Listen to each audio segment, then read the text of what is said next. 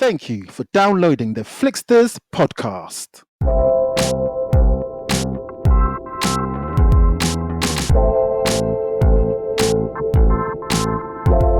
On this week's episode, Devout, when I watch this movie, I'm not joking, within the first 15-20 minutes, right, I thought to myself, you know what, right, men are flipping bastards. Do you know that? I was just like, seriously, men are flipping bastards. Because talking about titles, actually, we heard of the new Spider-Man title, and it actually goes in line with like obviously the events of the pandemic and stuff like that. I think they've been really clever in how they've worked it in. So the Spider-Man 3 is going to be called Spider-Man Work From Home. But I just kind of found it really interesting that a writer of another show has turned around and said that other show should have got a nomination.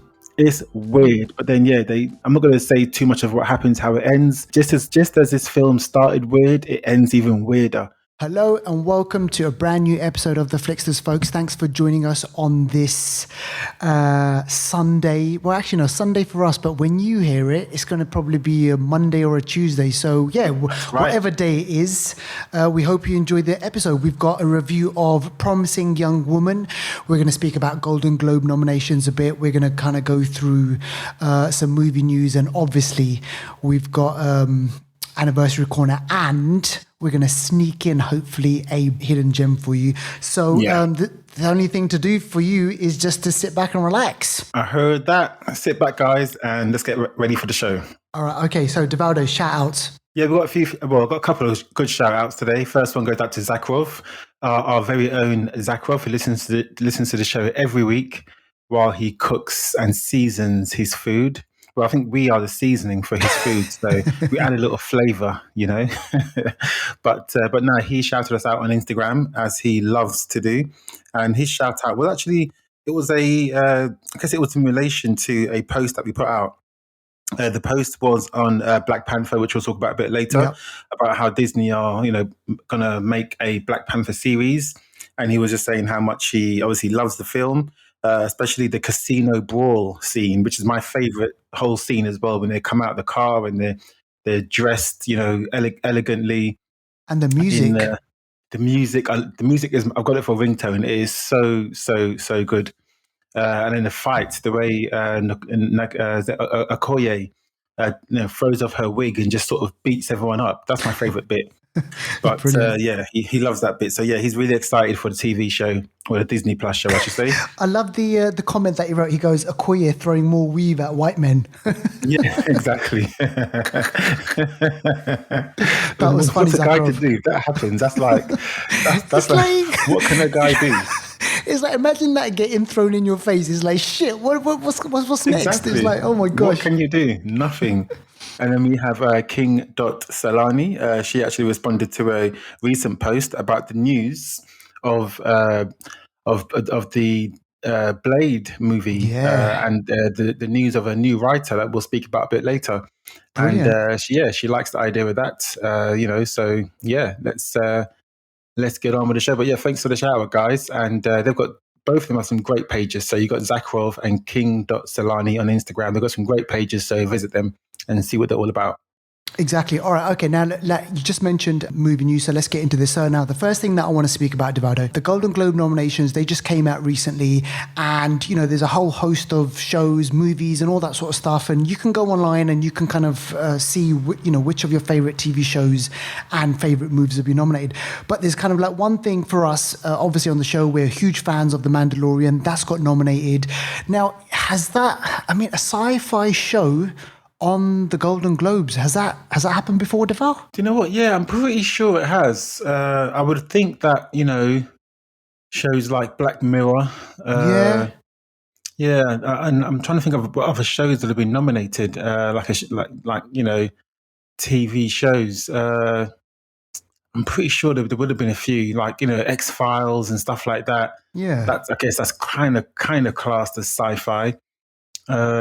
But yeah, I'm pretty sure there's been a few that have been nominated, but whether they win it, that's another issue. That is another issue. Story. Okay, and another issue that I was looking into about this whole thing. So a lot of people, they are they're complaining about the fact that obviously there is some diversity in the nominations. I know that Riz Ahmed, he got nominated for Sound of Metal. The one thing that I wanted to pick up on was about the TV show I May Destroy You. Now, a lot of people are vocal about the fact that this show was not nominated. So you had things like Emily in Paris, which is this show which is on Netflix about this person. She goes to Paris and she kind of has this romantic thing. But check this out, the writer of Emily in Paris, she went online and she said, I'm the writer of Emily in Paris and I May Destroy You deserved a Golden Globe nomination. Is it? So she went out and she's just basically said, like, her show is nominated, but she's like, screw that. No, man. I May Destroy You should have been nominated. So it's like, when your own peers are saying stuff like that, it's like, hang on a second, who's coming out with these votes? Who's doing these votings? Like, but I just kind of found it really interesting that a writer of another show has turned around and said that other show should have got a nomination. That's mad respect, I've got respect for that person. And I mean, everyone's got their views on I May Destroy You. Very controversial show, very in your face, but at the same time, it's a good show. So maybe that might force their hand with the Golden Globes or other awards bodies. So we'll have to wait and see what happens with that one. Fans of The Matrix, I know you are waiting patiently for the new Matrix movie. It's going to be coming out. So here's a little bit, a tidbit of information. They've released a title. So apparently the title of Matrix 4 is most likely, it's probably going to be called Matrix Resurrections. Resurrections. So Devout, do you remember when when those Matrix movies came out, there was this whole religious, Jesus Christ, subtext in there about the whole Neo thing. And I remember watching this in Park Royal when Matrix Revolutions, Park Royal, which is in West London, folks. And there was like a priest or someone from the clergy. He was handing out leaflets saying, listen, some sort of kind of religious text to do with the Matrix and stuff like that. So, and now they're calling it Matrix Resurrections. Like, come on, Oh my gosh, biblical? that's even definitely. Yeah. So definitely. So we going to know come out that during Easter. Exactly. So we know that obviously Keanu Reeves is going to be in it. But what about Lawrence Fishburne, Deval? I don't know. I heard that he wasn't, but sometimes they can trick us, can't they? But I don't know. I'm surprised any of them are back, actually, to be honest. I thought they were all had been said and done, but exactly. I guess not. Jessica Henwick, folks will remember her from Iron Fist. She turned around and she said, this is her, and I quote, "The new film will change the industry." What? Change the industry? That's a big statement, That is like some sort of, that's like Avatar level type, technology or what? I don't know, man. I don't know what we're going to see. But anyway, so folks, go online, check that out. Damn. Talking about titles, actually, have you heard of the new Spider-Man title? I found out just last night what the new title is going to be of Spider-Man 3. Dish it. And that actually goes in line with, obviously, the events of the pandemic and stuff like that. I think they've been really, really clever in how they've worked it in. So the Spider-Man 3 is going to be called Spider-Man Work From Home. That's a classic. You just made that right. It's a joke. Nah, you saw it somewhere. Whoever came up with that was actually home, isn't it? That would be brilliant. That would be brilliant. He's zooming and he's just like, Zoom calling everyone, like with Zendaya and everything. On his web, doesn't he? He does, Exactly. Work. You know what? Let's coin that. I'm going to put that up on our Instagram pages. We came out with that one. All right, listen. Now, The Boys, we love The Boys on the show, folks. If you go back and listen to our kind of like review of The Boys, we go into it on a few episodes and, season one was brilliant and then they upped the ante even more in season 2, but apparently now The Boys season 3 has begun filming. So that can mean only one thing, that we may, if it's filming now and they need 6 months to film, hopefully, obviously depending on the COVID, then we might see it end of this year. Yeah, I mean every year it's come out. The first time it came out in July. Second round it came out September. This time round, I think it may be similar, September, possibly October, November, because it's slightly later. They would have usually started filming a little bit earlier, like in January. So just depending on circumstances, I think we'll probably see it. I think September. No, sorry, I think October. I reckon late October. Late October. The creator of the show, he's a guy called Eric Kripke. He posted something on Twitter and he said that he's on his way to Toronto. Filming's happening. So for any of our listeners out in North America in Toronto, please let us know if you see them filming or if you know anything. Get in touch with us, and you know what? We give you a big shout out. All right, okay. What else? Devaldo, Love and Thunder. Let's talk about Thor. What's going on over there? Yeah, so it's Marvel. As we know, a lot of Marvel has begun filming. Spider-Man 3 is currently filming. Doctor Strange, Multiverse of Madness is filming. We also know that Thor, Love and Thunder is also filming as well. So we've seen a few on-set pics that have been released. Nothing too telling at the moment. Just giving you a bit of a feel, a bit of a flavour of what's to come. It's going to sort of carry on from the Ragnarok kind of theme and colour tone, and the sort of I guess you could say the humour kind of tone of the movie. We're seeing Thor in a new costume actually, which he has in the comics, where he's actually a bit of a more mature Thor. He's got his long hair. I think he's sort of braided his beard or something like that as well. Yeah. But it's just showing his character has progressed, has evolved. You know, from Thor 1, where he had blonde eyebrows, and then he lost his mother in Thor 2. Yep. Dark World. He lost his eye in Ragnarok. What's he going to lose now? And also Chris Pratt, Star-Lord, is in it as well. We see them walking around together. Lady Sif is going to be back in this one as well. But yeah, you can just see the color tone and just a bit about how they're going to look. I think Chris Pratt's got a bit of a new costume as well. His costume looks like it's being upgraded. So it's just a few more upgrades. We saw him with Stormbreaker in this movie as well. So it looks like he has still got Stormbreaker. Who knows if he may need a new weapon to deal with Gore the God Butcher.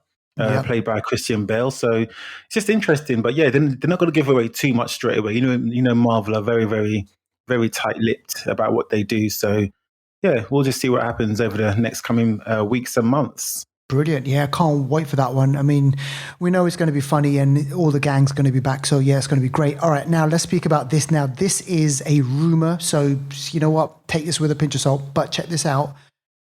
Doctor Strange 2. So we know that there's going to be cameos, people, big celebrities, they're going to be in this movie. But now they're saying that Jessica Alba and Chris Evans, aka Captain America, could be appearing in the movie as a cameo. And why could this be happening? Well, because obviously people will remember they played Sue Storm and Johnny Storm, the Fantastic Four. So you know what, Deval, this thing about roping in all the, celebrities and kind of like doing with the cameos, it kind of feeds into this whole thing about this multiverse, right? So maybe Doctor Strange, he's traveling to all these different multiverses, these different Earths, and he encounters all these different characters, but it's also a way to kind of introduce all these other Marvel characters. Yeah, I think you're spot on there, and we're going to talk a little bit about that in WandaVision later. But I think the sort of Marvel universe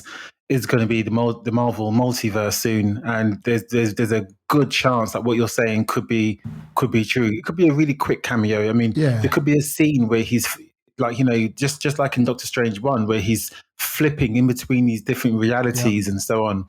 There could be a scene just like that where he dips in and out, and we just get a snippet of these characters that existed in another multiverse. So, yeah, I mean, I think that's going to happen. There's a good chance that's going to happen. With Spider-Man, we're going to get that with all the different iterations of Spider-Man. So why not the other, Fox franchise, Wolverine, or, Ian McKellen, or, Professor X. Patrick Stewart. What if all these other characters might just dip in and dip out? We don't know. It'd be brilliant. It'd be great to see all those people in there. All right, now let's keep it with Disney, and this is pretty big news, right? So this just came out of the blue, right? We didn't know anything about this, and this was just announced. This next piece that you're going to speak about. Yeah. So Marvel, oh my gosh, so Marvel are to make a Black Panther series for Disney Plus. As we've seen with Disney Plus, so far, WandaVision is doing really, really well. And there's a lot more to come. There's obviously Winter Soldier Falcon, there's Loki, there's She-Hulk, there's, oh my gosh, there's Armored Wars, there's too many to mention, but yeah, Black Panther was one of the biggest grossing Marvel movies, top 10. And people want to know more about Wakanda, the different tribes, and obviously the sad passing of Chadwick Boseman. He won't be obviously involved, but there's a deep history when it comes to Wakanda. They've been very, very isolated and very quiet for many, many years. So what's been happening in that time? A series is going to be made. I'm not quite sure what the name is. I think it might be called something to do with, it might be like something Wakanda or something like that, But right, okay, I think we're going to find out a lot more about what's going on in Wakanda. I think they'll flesh out a lot more of the characters and the tribes and some of the, I don't want to say infighting, but the differences that some of the tribes have and stuff like that. So, and just maybe how important it is and how difficult it is for them to protect their borders. Maybe we'll find out all of that. But yeah, this is going to be coming out in the next, I would say 3 years, maybe, perhaps. Yeah. And do you think Shuri? Do you think Shuri was gonna, his sister, Black Panther sister, is gonna play a part in this one? Of course, I think in Black Panther 2, she's gonna play a bigger part in that one already. Yeah. So in this one, whether I actually don't think she'll be the main focus for this. I think the series may look at some of the other characters that we've maybe seen snippets of. Maybe they'll introduce someone in Black Panther 2 who then we find out more in the series, the Jabari tribe, the Duke. What's his name? Yeah, Duke Wilson. I forgot he's Mbaku's tribe. Yeah. We've got the Border tribe. We've got all kinds of tribes that we haven't heard. The White Wolf and characters like that. So there's quite a lot to explore. So yeah, I'm interested in this one. It should be good. It should be really good. And again, a new series that Disney Plus can bring in, man. They got so many characters. They got obviously deep pockets, and they can come up with these shows to entice more subscribers. So yeah, we'll see what happens with this one. It's going to be great. Now, you mentioned Blade before. You mentioned something about a new writer, Devaldo. So tell us about this, because this is pretty interesting. Yeah, really interesting. So the news is that Blade has hired a new writer, and she goes by the name of Stacey Osei Kofo.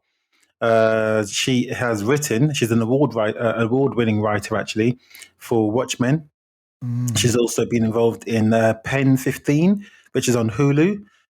She's also been involved in Run and also Hunters, which is on Amazon.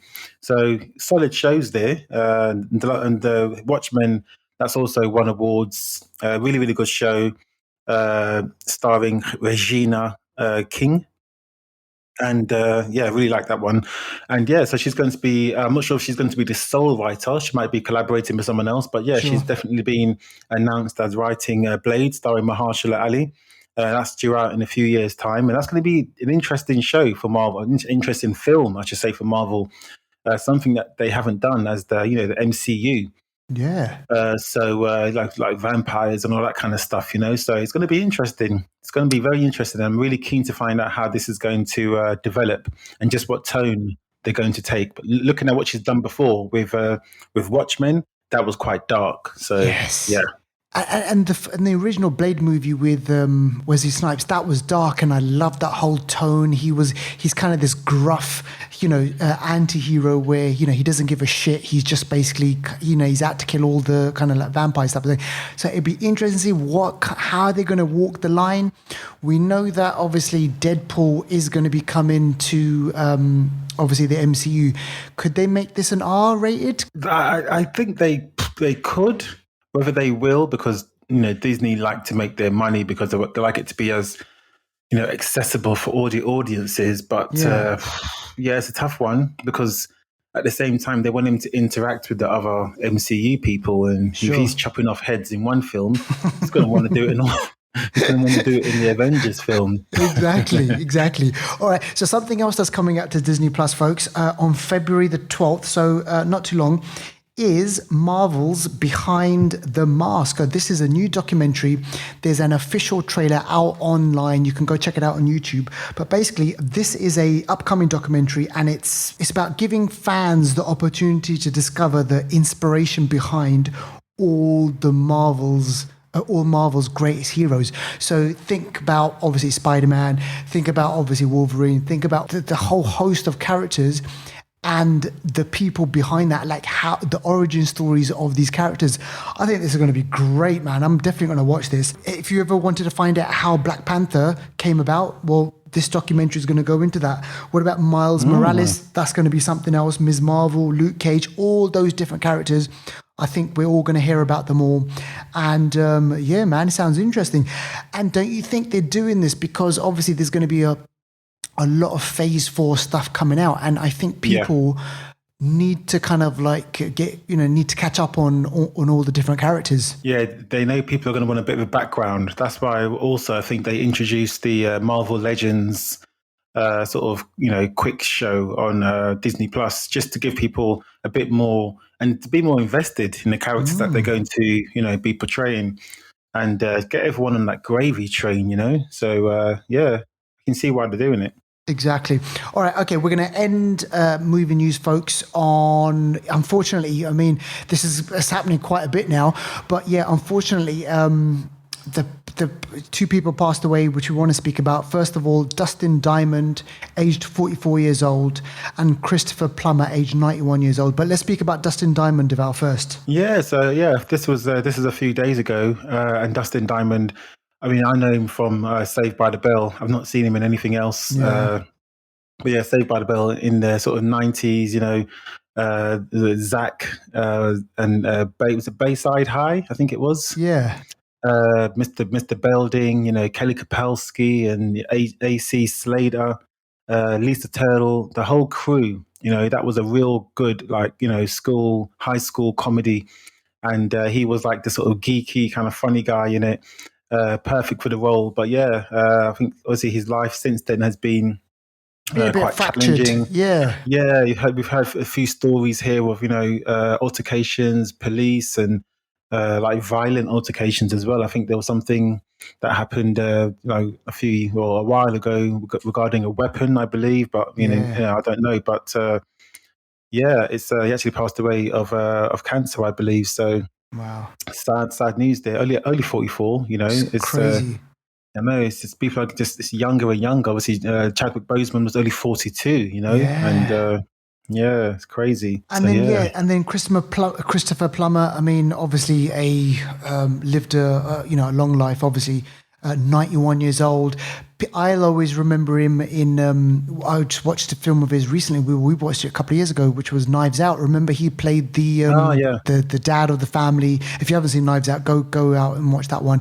But he's been in loads of movies. He's an Oscar winner. He's a theatre actor. Born in Canada and been nominated loads of times, and he's had obviously this huge, rich, acting career. Most famously, I didn't know this, but he was in this movie called Sound of Music, which was this kind of like Oscar-nominated movie from the 60s.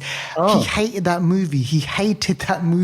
And he would call it the sound of mucus. Oh my gosh. Yeah. And it was one of his most famous roles. But he kind of called this movie The Sound of Mucus. So yeah, so Christopher Plummer, age 91, he passes away, and Dustin Diamond, so rest in peace. Let's move on to Boxset Watchlist. Devaldo, what you got for us? Yeah, I'll quickly go through this one. Married at First Sight, Australia. Yeah, tell us about this. Oh my gosh, I've been blitzing this for a few weeks now. It's a show, documentary, reality TV. No, I'm not going to call it a documentary. It's reality TV. It is trash TV, but it is what it is. And it's about couples who are matched by these experts, psychologists and, relationship experts, people like that. They're matched with someone that they believe is a good match, and they meet them at the altar.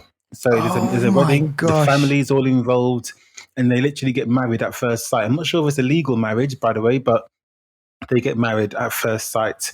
and then they have to, begin a life together.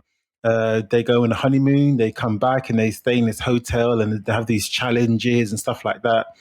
And then they go off to each other's houses, and obviously the camera's there all the time. But the drama, I've seen the American one, that one was good. The UK one wasn't all that good. Yeah. The Australian one is crazy. It is crazy. Like, what about the drama? Do they catch them fighting and stuff? Arguing. There's people that got like that want to swap partners. Literally, like they fancy someone else and they just treat the person they're with like shit. Oh, so it's mad. Yeah, it's full of drama. It's funny, but it's locked down here in the UK. So what else are we going to do? What else are you going to do? Watch Married at First Sight. Okay, that's Married at First Sight Australia. Oh, sorry, where can people catch that one again? In the UK, you can catch it on Channel 4, which is on the terrestrial sort of TV. Outside of the UK, do you know what? I actually don't know because I'm not outside of the UK. I don't know what channel it comes on. Yeah, but for any listeners in Australia, it's on 9. It's on Channel 9 over here. Is it? So yeah. Well, there you go. All right. Okay. Listen, now we've kind of hinted at this and we want to speak about this, and I definitely want to pick your brains about a couple of things. WandaVision, the story continues, and episode 5 was released on Friday. So, we've had a few days to kind of stew in the whole kind of, the plot of that whole thing. But whoa, man, what a story. We finally, in this episode, Devaldo, we kind of get to see WandaVision come out of the Westview world and into kind of the I want to say reality, like, kind of like the normal world. Yeah. Here's my question for you. Is she the real villain, or do you still think that there is someone else pulling the strings? I do think she is a villain. I don't think she's the villain. I think someone possibly has used her trauma and her emotional fragility as a weapon. And they've weaponized her basically, but she also herself has the potential to do stuff like this. Remember when we first met her in Age of Ultron, she was young, she had been manipulated by Hydra, created by Hydra, and she was, ready to, fight the Avengers, so she's been kind of here before until she obviously saw the light and joined the Avengers, but she's lost vision. She lost everything. She even mentions in this that she's lost everything and no one's going to take it from her again. Yeah. So, yeah, she's really feeling it at the moment. But it was a really good episode. Really great good episode. A couple of things in there. The kids, you kind of you're noticing that they're obviously getting more powerful. They're growing. They can grow. She can't. Maybe there's one of the things that I was reading about was, and I had to go back to the episode, was maybe they'll get too powerful. Maybe she can't control them. The other thing was this whole idea about Vision not remembering stuff. Yeah. He doesn't remember. He doesn't know what's going on and he's kind of confused. And I was just like, shit, man. So she's controlling them. They mentioned in the outside world that it's taking a lot of power to control like everything, even the things that they are like sitting on, the chairs, the lamps, all this sort of stuff is it takes a lot of power. So that just shows you Wanda, Scarlet Witch, man, she's super powerful. There's a bit in the episode, Devaldo, where Monica Rambeau, she's on her whiteboard and she's like, oh, you know what, right? There's an aeronautical engineer who could be who can work on this. And you know what? The rumor mills are going and they're saying that could be Reed Richards. That's what I've heard. I've heard the same thing, but there's also someone else that because Reed Richards is he's very intelligent. He can literally do anything. He's one of the most intelligent people in the MCU. Yeah. Once they actually really introduce him, but there's someone else actually that some of the rumors are saying that it could be. And this is someone called Adam Bashir, Blue Marvel. Oh, tell us about this. In the comics, Monica Rambeau is part of a team called the Ultimates. The Ultimates are like the mini Avengers, and they fight intergalactic level threats as well. And on the Ultimates, guess who is on the team? You've got Monica Rambeau, you've got Captain Marvel, you've got Adam Bashir, Blue Marvel. You've got Black Panther. Unfortunately, he's not around at the moment. Yeah. And also, guess who else you have? You have America Chavez. Oh. And we know America Chavez is going to be in Doctor Strange, Multiverse of Madness. Damn. So it's almost like the pieces are coming together. Because in the comics as well, Adam Bashir and Monica Rambeau aren't just teammates, they're boyfriend and girlfriend. Lovers. Exactly. Oh And he's my also an gosh. engineer, an actual engineer. He's Okay. like intelligent, like next level intelligence. So people are saying it could be Reed Richards. People are saying it could be Adam Bashir. That It could be sounds, a few people, but yeah, but Adam Bashir sounds more likely because the whole love connection there and kind of being part in that whole thing. And he's an There's- actual engineer. That's what he is. Well, there you go. But yeah, There's also a bit in there where they mention the Carol Danvers, like Captain Marvel. Her name comes up in this Yeah. episode. And did you see her face? beef. What is that? Beef. What is all that? Beef. What is that, I man? don't know.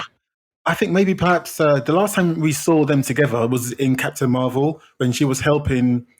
Her Monica mum. Rambeau was helping Captain Marvel pick out her suit. Oh yeah, that was it. Yeah. She helped her pick out those colors and stuff like that. That's the last time she saw her. And then obviously, I think she came back and she may have seen her. But since then, Monica Rambeau's mother has passed away. Captain Marvel hasn't been back. So she got To pissed off maybe- because she didn't see her mum. It could be something like that. This abandonment, I don't know. I'm just guessing, but there's something going on there. There's something going on there. I guess in those years, she's been busy, fighting intergalactic threats. Yeah. Also, Monica Rambeau disappeared for 5 years, so what could she do? Yeah. But there's a lot going on there, and I mean, I guess everyone that hasn't seen it so far, we're gonna spoil it with what happens towards the end. But let's just talk about the elephant in the room, man. I mean, Pietro, Quicksilver. Man. There's a bit where she's, and it's actually quite telling because the bit where he knocks the door, you mentioned before that she's controlling everything, but there's some things that it seems like she's not controlling. When he knocked the door, she's like, "No, I've got nothing to do with this." It's like someone else. That's where it makes you think someone else is also pulling some strings.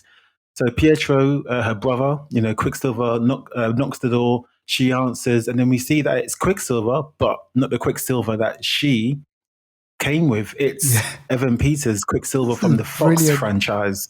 Crazy. Mad. And then it's so funny because Kat Dennings' character, Marcy, she says they recast Pietro. Yes. And That you was know wicked. what? Because you know what? And the whole thing is it kind of fits in with the whole, warping with reality and, you know, it's the meshing of all these different universes and they're all happening, and maybe this is the kickstart of that. And we said kind of there's going to be a connection with WandaVision and with Doctor Strange and the Multiverse of Madness. So her messing around with this Westview thing and all this stuff going on leads into Kang the Conqueror stuff going on as well, and who knows, man? This is opening up so much stuff. But listen, so Quicksilver, he's in this now. Is he going to be like? He's back from the dead, basically. So what's going on? Did she bring him in from another universe or what? Or I think possibly she or this other person or Ralph? thing might have done it. Yeah, exactly. Ralph. It could be Nightmare. Maybe Nightmare's gotten into her dreams. Maybe that's where the link is with Doctor Strange. Who knows? Mephisto. I mean, do you know what? There's a lot going on there. But all I can say is I can't wait. Every Friday is a good day. I cannot wait. This for me, right? No joke. I'm normally the type of person where I'll be like, no, I'm going to binge watch like about 5-6 episodes. But this one, I have to keep on watching it. Yeah. It's just like, no, it's Friday and I'm like, shit, is it there? Is it there? Is it there? And it's like, boom, I'm watching it. So yeah. So look, we'll keep you posted on obviously episode 6 and obviously all the rest of them. And then we'll kind of do a big whole recap of the whole show so that we can kind of speak about all the Easter eggs and stuff. So go check it out. If you haven't seen WandaVision, then please do go check it out. Now, let's speak about this one trailer that, I mean, a lot of people are excited about this, Devaldo. I'm excited about it. I'm also a bit scared as well because this is coming to America, and obviously a lot of people have coming to America. So a lot of people have come into America kind of like, in their hearts. They remember it from the 80s and, it was this classic movie.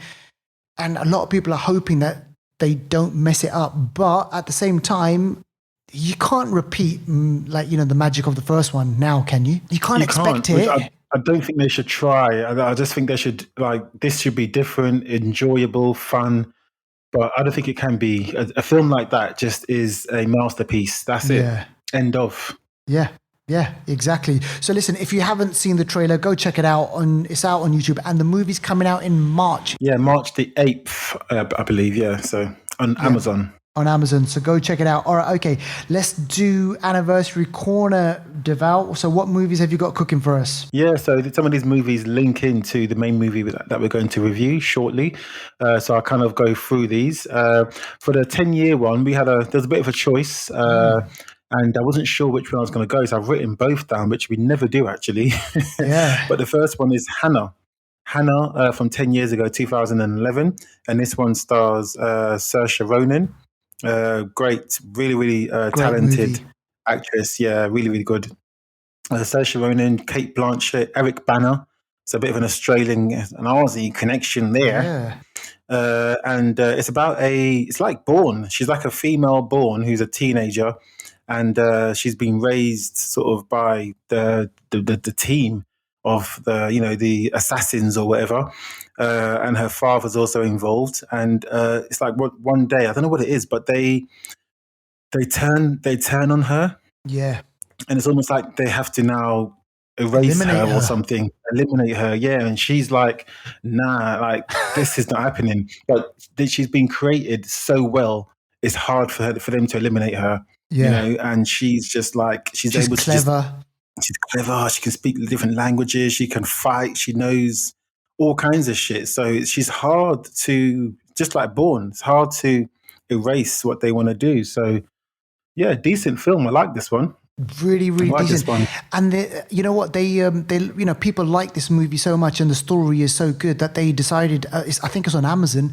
They did a TV show. I still have not seen it. I do want to watch that at some point, just to kind of see that character and kind of see what happens. But yeah, go check it out. It's called Hanna, and from 2011. Yeah, and second one, similar kind of story actually. And this one is called Haywire. Haywire came out 2010. I really like this film, Haywire. I went to the cinema and watched this one. Yeah, it was really good. This is the sort of acting debut of Gina Carano, who we've seen in Deadpool and also in Mandalorian. And this was her first role. For me, arguably, I haven't seen all her films, but for me, this is the best thing I've seen her in. She was fresh. She was hungry. In this, she fights. Yeah, man. She fights. She deals with the men like nothing. She uses all her MMA skills. This one's about a Black Ops super soldier. That's what they call her. And she wants payback after she's betrayed and she's set up during a mission. They've done Michael Fassbender in there, man. That is like he does a dirty on her. Yes, exactly. Fassbender. He tries that fight in the hotel scene. Oh, wicked! I've read that bit where she's thrown into the TV. She asked for that to happen. Is it? And she said to the stunt people or Fassbender, "Don't go easy on me. Don't I can beat you up. So just don't go easy on me." Shit. So they threw her into the TV for real. That was done in one take. Wow. One take that was done. But yeah, there's one of my favorite bits in this where she's running, and it shows you the reality of these movie scenes where people are running around. You get tired. I tell you one thing, you run at the maximum speed that you can. You can't do it for more than flipping. Exactly. You're knackered. But in this, she's running, chasing some guy. She gets him in the alley, and there's a move she does. It's quite a narrow alley. She uses the walls of the alley. And she puts her legs. Oh, it looks good. Honestly, I wouldn't mind going out like that. It's so true. And you know what made me what I liked about it was it's directed by Steven Soderbergh, and you think about like Steven Soderbergh, like Ocean's 11, the kind of the clicky, the fun type of movies, and this is like a dark, gritty kind of movie. But listen, man, check out this cast list. Channing Tatum, Michael Fassbender, Antonio Banderas, Ewan McGregor, Michael Douglas, Bill Paxton. Oh my gosh, man! You just like what a cast to work with. It's really good, really, really good. I wonder if they would ever do a sequel to that. They shouldn't. If they do, different actor. Yeah, but it's a decent film. Decent. Yeah, go check that one out, folks. What's the next one, Deval? Next one is John Tucker Must Die. Okay, oh my gosh, what has John Tucker done? Oh my Gosh. Well, John Tucker is a bit of a ladies' man, a serial cheater. And the ladies in this have, I think it's a sort of university sort of environment. All the ladies get together and say, nope, John Tucker has treated us like garbage for way too long, and they want their revenge. So there's a theme there about revenge. Definitely. And they're his ex-girlfriends, basically. They all get together and make sure that his life is a misery. They set him up on different sort of like situations where where he falls for someone actually that he really does love, and then they get their revenge on him and break his heart. Yeah, so this one's got Ashanti's in this one. Okay. Who else is in this one? Brittany Snow. We got Penn Bagley, who actually is in You. Remember, You on Netflix currently, that show? I don't think you've watched it, but You. Yeah, but he was in this one from years ago, 2006, 15 years ago he was in this. Wow. Bit of a sort of high school throb, heartthrob. Taylor Kitsch is in this one as well, the guy that played Gambit and, Saturday Night Lights, I think it is, that show. Yeah. But yeah, sort of like a teeny kind of, film, bit of comedy here, but at the same time, getting their revenge. So yeah, that one there. Exactly. All right, next one. Let's speak about Joyride. Now, I remember this one. So this is Paul Walker and who were the other people? Oh, that was it. It was produced by J.J. Abrahams, but this whole story about them being they're being followed, right, by someone in a truck or something. Yeah, so they're going on some sort of road trip or whatever. There's Paul Walker, there's Steve Zahn and Lily Sobieski. She looks a little bit like Jennifer Lawrence, actually. Jennifer Lawrence, yeah. But they're going like on a road trip from Colorado to Jersey, and I think they do something bad to this trucker. I think they either take the piss out of him or something, but they start talking to him on his radio, and they take the piss out of him, or they wrong him in some kind of way. Annoying killer, basically. Yeah, and then he's they've wronged the wrong person. So he wants his revenge on them. Oh my god! And he turns out to be a psychopathic killer who's like, nope, these kids are not taking their piss out of me. And then, yeah, it looks like they are in for a ride for their lives. Oh my gosh, it's a great plot storyline, isn't it? It's just like, imagine that, like, you got some kids, they're goofing around and you annoy the wrong person, and then that's it, that person is like, right, okay, that's it, I'm after you, I'm coming after you, man. It could happen, I'm pretty sure it has pretty much happened out there somewhere in the world, folks, so be careful who you piss off. All right, okay, next one, 25 years ago, 1996, this is Sleepers, and is this the Brad Pitt one? Yeah, this is Sleepers, so this one stars De Niro, Bacon, Pitt, who else? Billy Crudup. Yes. And then Dustin Hoffman's in this one. So yeah, good cast list on this one. Directed by Barry Levinson. But this one's about a prank that goes wrong, actually disastrously wrong. And a group of boys are sent to a detention center where they are brutalized, really abused in this detention center. So 13 years later, an unexpected random encounter with a former guard gives them the chance for, guess what? Revenge. Exactly. So these boys were wronged, they were abused, brutalized when they were young. Now they're older. They are going to get their own back. So yeah, this one's again about revenge. Decent film, actually, Sleepers. Yeah. And Kevin Bacon, I remember he was really slimy. He was kind of like the obviously the antagonist. If you haven't seen that one, watch it. Again, dealing with revenge. This next one, our last one for Anniversary Corner. I remember this movie from 30 years ago, Sleeping with the Enemy. And this is with Julie Roberts, Patrick Bergen, and they play a married couple, and he's abusive. He kind of doesn't let her do anything, and then she has the opportunity to escape, and then she takes it, and then she goes off, and then she kind of like leads a more fulfilling life, and I think she finds someone. But then the abusive husband, he finds out. And then it's like, right, okay, I'm going to hunt her down and I'm going to basically kill her. So I remember this, yeah, man. Decent film. I remember actually one of the good things in this film, really empowering for Julia Roberts, her character, was when she was learning to swim, isn't it? Swim. Because Yeah. part of her plan to get away, she had to swim during the night, I think it was, and Yeah. sort of get away. And she had been learning for a while. It just goes to show when you really need to get something done, that gives you the motivation, to actually do it. So Yeah. yeah, she learned to swim, and she was able to elude her controlling husband. I think he was a perfectionist as well, wasn't he? Like the cupboards, everything had to Yeah. be put in the OCD, right. man. Yeah, OCD. That's it. Yeah, and yeah, she managed to get away from him, but also in some kind of way get her recompense for all the slights that he. I shouldn't say slights, or the abuse, I should say, Yeah. that was put upon her. But yeah, this is a good film. 30 years ago, 1991. Wow. Imagine that, sleeping with the enemy. Crazy, crazy, crazy. All right, okay, folks. Those are your anniversary corner movies. If you've seen them, let us know. Get in touch with us and tell us what you think about them. Now, let's speak about our film of the week. Now, this is Promising Young Woman. So this is a movie that was recently released, and we went out and we watched it. And it stars Carey Mulligan. It stars Bo Burnham. Devout, when I watched this movie, I'm not joking, within the first 15, 20 minutes, right, I thought to myself, you know what, right? Men are flipping bastards. Do you know that? I was just like, seriously, Yeah.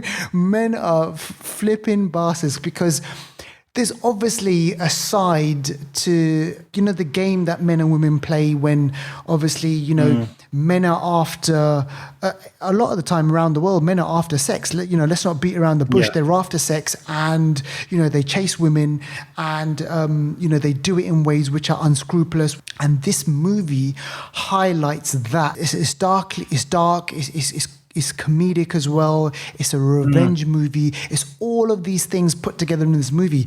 And I was really, really surprised about, the whole thing, the way it was all set up, and completely surprised by the ending, which for me, I thought the movie was acted really well.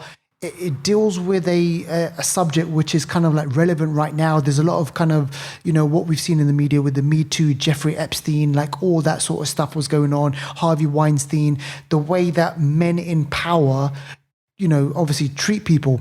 And what happens when you get a person who has had enough and they want to take revenge, and they decide to say enough is enough, and I'm going to go out there and I'm going to teach these people a lesson. Now, what form does that lesson take place? Like, what form is that? Could it be killing? There's so many ways of revenge. And Carey Mulligan, her character, what she does is she pretends to be drunk in a bar. She waits to get picked up by someone who happens to be a man, who says that, they're a really nice guy, they can, give her a lift home. And lo and behold, what they try to have sex with her while she's completely drunk. And it's just mad, because it's dangerous, Deval. Imagine that. You're a woman, you're going out, you're pretending to be drunk, you go back to a guy, you want to teach this person a lesson, but what if that guy is a psycho? It's true, but I think, you're right. I don't know how she picks these people. She picks them well. I mean, during the interactions, luckily there's not until the end. Luckily, there's nothing that sort of happens to her that she can't control. But yeah, this film is really. As I watched it, I thought to myself, "Damn, it's because it looks at people that are literally predators." I mean, you mentioned at the start that the sort of differences between men and women, how men go out and try and meet women and try and have sexual relationships with women and stuff like that. And obviously, a woman, if she wants the same thing, there's totally different method. Men are obviously more aggressive with it, and women are generally not. But in this, when I say aggressive, I don't mean just going up to people and chatting them up and stuff like that. I mean, these people are different. They are definitely predators. They go out there and they actually look for women who look like they can't defend against these attacks. Women that maybe are really, really drunk, or drugs and stuff like that. And then there's the argument that some people say, well, they shouldn't have been drunk and stuff. But then watching this film makes you even see even more that no, that's not the case. I mean, whether you're drunk or not, it doesn't give someone the right to then not just, prey on you, but also take advantage of that. Because yeah, you can be drunk. Doesn't mean that someone needs to then have sex with you when you don't even know what's going on.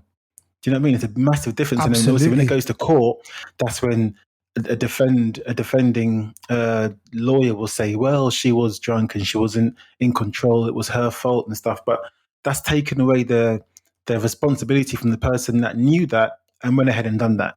That makes me think, okay, so if a man's drunk beyond his, ability to control himself, is it then, uh, let's say someone then attacks him or robs him, what, is it his fault for being drunk? No, the person still chose to do that. Yep.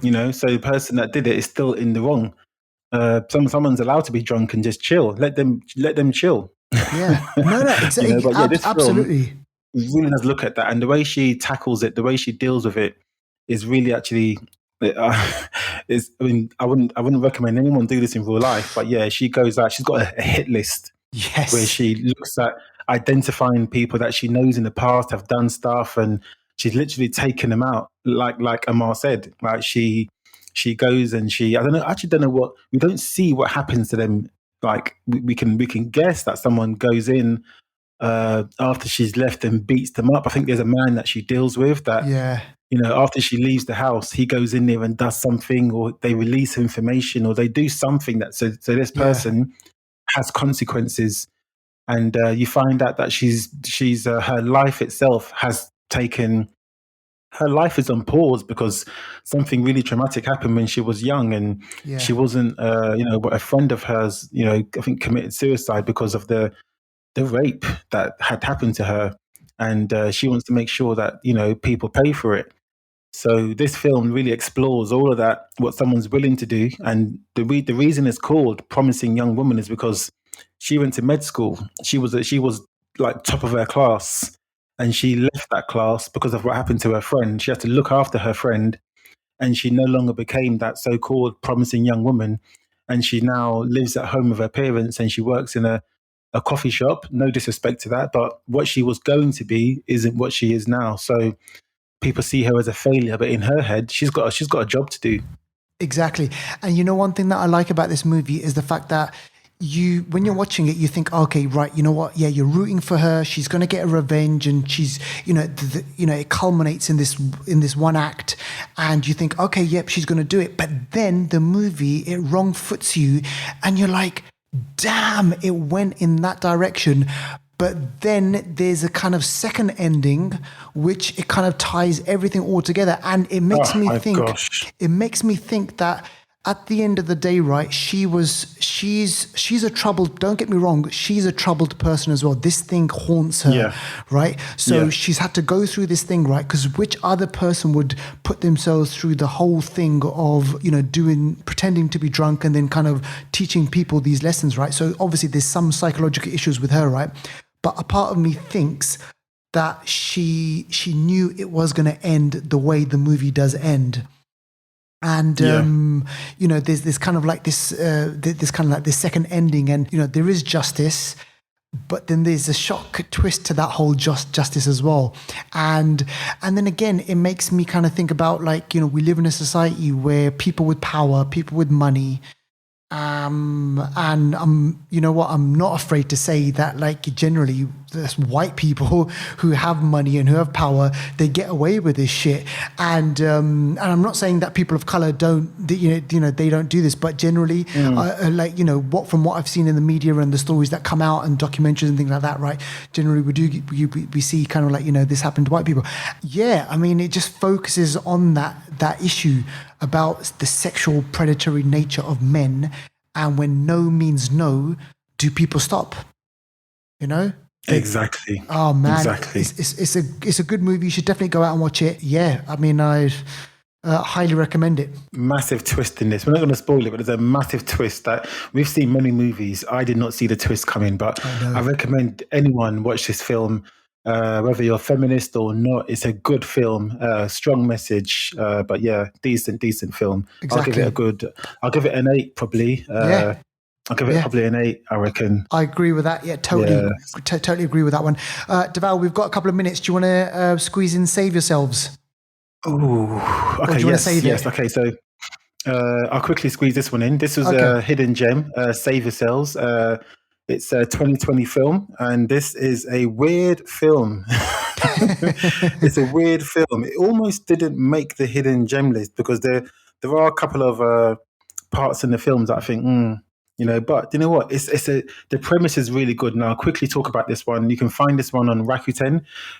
You can get your own Rakuten code if you let us know one of your favorite hidden gem movies. Just post it on our Instagram, and we'll send you that Rakuten code to your private inbox. We'll slide in your DMs. But this one, Save Yourself.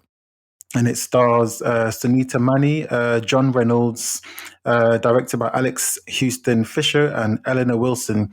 And it's about a couple in America. And they, a regular couple, kind of, yuppie-ish, I would say. Yeah. Them kind of couples. But they're cool. They get into I guess really progress their career. Maybe marriage is on the horizon and stuff like that. But they're living together for now.